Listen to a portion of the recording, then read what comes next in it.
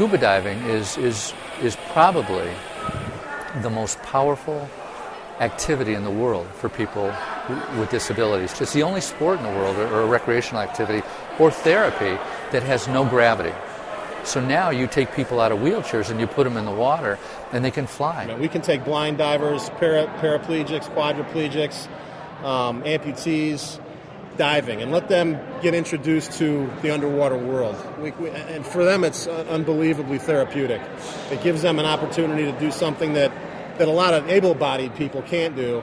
So from a spiritual and mental standpoint, it's phenomenal, especially for the veterans. And most of them find it to be very therapeutic physically. They're weightless. So the effects of gravity in the water don't have any bearing on their bodies. They can do a lot more in the water than on land. I was in a position where I was immobile. And to be able to do what I'm doing now has improved me not only psychologically, but giving me something to do to say, hey, I can do this, I was inspired actually by my daughter, who's blind from birth. When she got to be 9 years old, they mainstreamed her with sighted children, and the sighted kids teased her on the playground because her eyes darted back and forth. So I got her involved in downhill skiing, and after a couple of weeks, she would go to school and people would say, "What'd you do this weekend?" She'd say, "Well, I went skiing." And they go, "Oh my God, that is so cool. You're blind and you can ski." And all of a sudden it was Aaron, the skier, and not Aaron, the blind kid.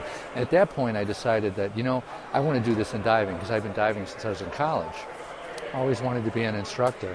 And I thought, I'm going to take this, and I'm not just going to work with people who are visually impaired, but I'm going to work with all disabilities. Disabilities like mine and people like my friend Kelly with autism and everything like that they have a chance to get out of the house and do stuff like that they never imagined. Like go to Florida, see a stingray, not get eaten by a shark, touch a real one, and everything like that. So I've always wanted to give back. I've always been involved in service.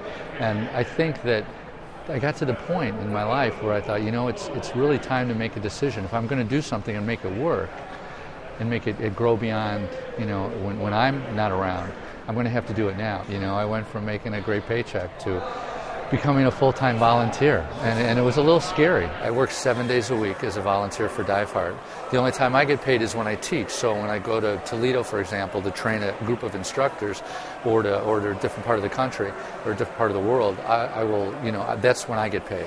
But I really have very simple needs. Everything I'm doing is Dive Heart related. I can't get up early enough or go to bed late enough to do this, and I can't imagine going back to the media business where I thought I worked hard. I mean, when I was selling advertising, I was 100% commission. So it was challenging trying to raise a family and do that.